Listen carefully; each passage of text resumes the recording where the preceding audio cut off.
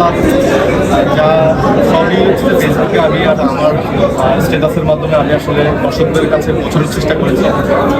এর বাইরে আসলে কিছু বলার এখন আর নাই, সবই আমার ফেসবুক স্ট্যাটাসে আমি ক্লিয়ার করে দিয়েছি। তো আসলে সবাই আমার জন্য দোয়া করবেন, যেহেতু একটা ভুল হয়েছে, ভুলটাকে আমি শিক্ষা ভেবে সামনের কাজগুলো অবশ্যই ভেবে চিন্তে কাজ করব। ধন্যবাদ সবাই। শিমুল ভাই, আমরা একটু আরে ভাই কথাই বলতে দেন না।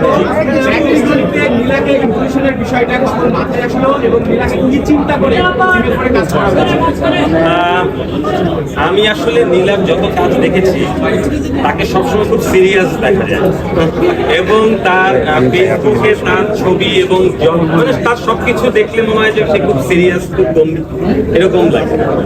তখন মনে হলো যে আচ্ছা, এই ক্যারেক্টারকে আমরা যদি একটু ডিফারেন্ট ভাবে দেখি তাহলে হয়তো বা একটু নতুন মনে হবে।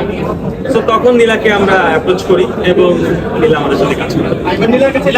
সম্প্রতি আপনার ছবি মুক্তি পেয়েছে বড় স্ক্রিনে, এই হঠাৎ করে যখন আমি আপনাকে ছোট ক্যারেক্টারের জন্য আপনি তখন কেন হা বলেছেন বা তখন প্রতিক্রিয়া রেখে জানতে চাচ্ছি? আমি বলতে চাই ভেরি গ্ল্যাড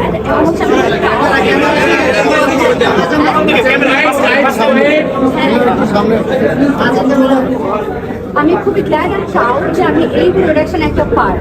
আমি নিজে এত এনজয় করেছি কাজটা, এবং ফিমেল আগে প্রোডাকশনগুলো এত ভালো হয়েছে। তো আমার কাছে যখনই অফার এসেছে আমি ঢুকে গেছি।